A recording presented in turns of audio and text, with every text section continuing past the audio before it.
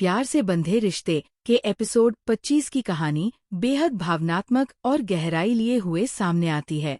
इस एपिसोड में रिश्तों की कसौटी, दिलों की उलझने और विश्वास की ताकत को बहुत सहज लेकिन असरदार तरीके से दिखाया गया है। कहानी की शुरुआत ऐसे मोड़ से होती है जहां नायिका श्रद्धा अपने दिल के जज्बात को छुपाने की कोशिश करती है, लेकिन उसकी आंखें और उसकी बेचैनी साफ बयां कर देती है कि वह अब और दूरी नहीं झेल पा रही। वहीं नायक अविनाश मिश्रा अपने संघर्षों और परिवार के दबावों के बीच खड़ा दिखाई देता है। उसकी स्थिति ऐसी है जहां एक तरफ उसे अपने घरवालों की उम्मीदें पूरी करनी है और दूसरी तरफ उसके दिल की सच्चाई उसे चैन नहीं लेने देती। एपिसोड का सबसे बड़ा पहलू ये है कि इसमें रिश्तों की सच्चाई और दर्द को बिना किसी बनावट के प्रस्तुत किया गया है। श्रद्धा का किरदार भावनाओं में डूबा हुआ है।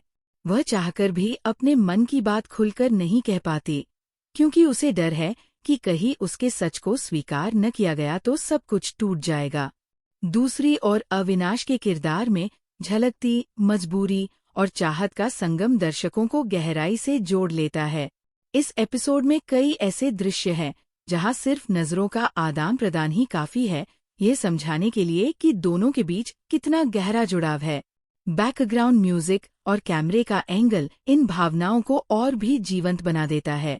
नायिका का एक संवाद जहां वह कहती है कि कुछ रिश्ते कहे बिना भी सब कुछ कह जाते हैं, पूरी कहानी का सार लगता है।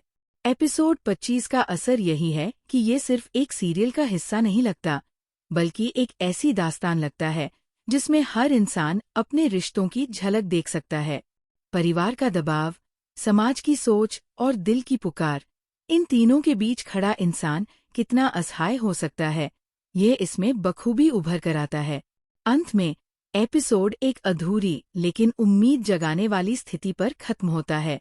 दर्शकों को महसूस होता है कि अब कहानी एक नए मोड़ पर जाने वाली है, जहां या तो सब कुछ टूट जाएगा या फिर और मजबूत होकर सामने आएगा।